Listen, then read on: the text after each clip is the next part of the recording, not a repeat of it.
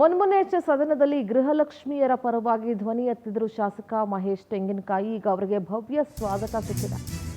ಗೃಹಲಕ್ಷ್ಮಿಯರ ಪರ ಧ್ವನಿ ಎತ್ತಿದ ಶಾಸಕನಿಗೆ ಭವ್ಯ ಸ್ವಾಗತ. ಗೃಹಲಕ್ಷ್ಮಿಯರಿಗೆ ಸಿಗದ ಧನಲಕ್ಷ್ಮಿ ಬಗ್ಗೆ ಮಹೇಶ್ ತೆಂಗಿನಕಾಯಿ ಗುಡುಗಿದ್ರು. ಅಧಿವೇಶನ ಮುಗಿಸಿ ಕ್ಷೇತ್ರಕ್ಕೆ ವಾಪಸ್ ಬರ್ತಿದ್ದಂತೆ ನಾರಿಯರು ಅದ್ದೂರಿಯಾಗಿ ಅವರಿಗೆ ಸ್ವಾಗತ ಮಾಡಿದ್ರು.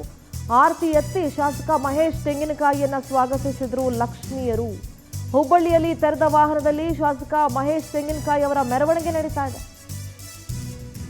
ಕಾಂಗ್ರೆಸ್ ವಿಲವಿಲ ಅಂತ ಒದ್ದಾಡೋಗಿತ್ತು ಮಹೇಶ್ ತೆಂಗಿನಕಾಯಿ ಅವರ ಆರೋಪಕ್ಕೆ. 5,000 ಕೋಟಿ ಬಗ್ಗೆ ಪ್ರಶ್ನಿಸಿದ್ದ ನಾಯಕನ ಮತ್ತೊಂದು ಬಾಂಬ್. ಮುಂದಿನ ಅಧಿವೇಶನದಲ್ಲೂ ಕಾಂಗ್ರೆಸ್ಗೆ ಕಾದಿದೆಯಂತೆ ಗಂಡಾಂತರ.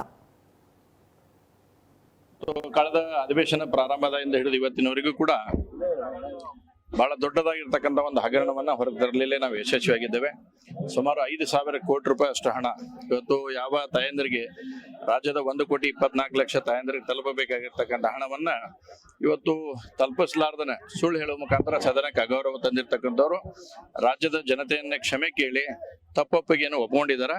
ನಮ್ದು ಇಷ್ಟ ಆಗ್ರಹ ಐತಿ, ತಕ್ಷಣ ಫೆಬ್ರವರಿ ಮತ್ತು ಮಾರ್ಚ್ 2025 ಹಣವನ್ನ ಹೇಗ್ ಮಾಡ್ತೀರಿ ಏನ್ ಮಾಡ್ತೀರಿ ಗೊತ್ತಿಲ್ಲ, ಆದ್ರೆ ಆ ತಾಯಂದ್ರಿಗೆ ಅಕೌಂಟಿಗೆ ಹಾಕ್ಬೇಕನ್ನೋದು ಆಗ್ರಹವನ್ನ ಮಾಡಿ ನೋಡಿ. ಸನ್ಮಾನ್ಯ ಮುಖ್ಯಮಂತ್ರಿಗಳು ಕೂಡ ಹೇಳಿದ್ರು. ನನಗೆ 9ನೇ ತಾರೀಕಿಗೆ ಪ್ರಶ್ನೆ ಆಗಿತ್ತು, 10ನೇ ತಾರೀಕಿಗೆ ಮುಖ್ಯಮಂತ್ರಿಗಳು ಉತ್ತರ ಕೊಡ್ತಕ್ಕಂಥ ಸಂದರ್ಭದಲ್ಲಿ ಹೇಳಿದ್ರು.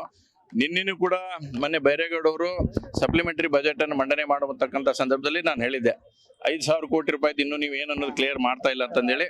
ಇಲ್ಲ, ನಾವು ನೆಕ್ಸ್ಟ್ ಇದ್ರಾಗ ತಗೊಂಡದನ್ನ ಸರಿ ಮಾಡ್ತೇವೆ ಅಂತಕ್ಕಂಥ ಮಾತನ್ನ ಅವ್ರು ಹೇಳಿದ್ದಾರೆ. ಆದ್ರೆ ಮುಖ್ಯಮಂತ್ರಿಗಳು ಹೇಳಿದ್ರು ತೆಂಗಿನಕಾಯಿ ಹಾಕಿಲ್ಲ ಅಂದ್ರೆ ತಕ್ಷಣ